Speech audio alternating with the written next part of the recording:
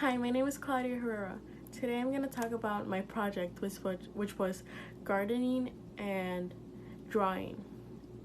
I, right now, you're going to see a video of me drawing and just my progress of it. For my project, I chose to draw and garden. Right now you're seeing my process of how I draw. I started drawing because I've always liked to draw and it's always been a passion of mine.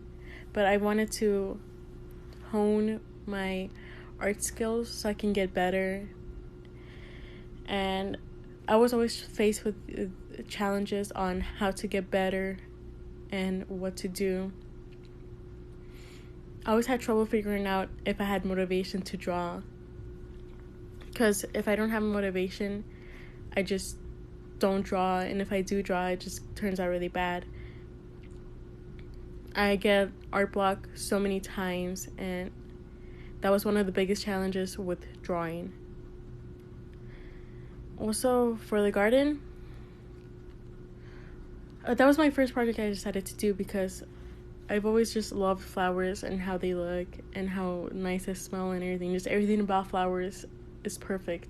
So I decided to start planting. We went over to get the supplies in Home Depot, and we got these really beautiful flowers, and we got some vegetables too.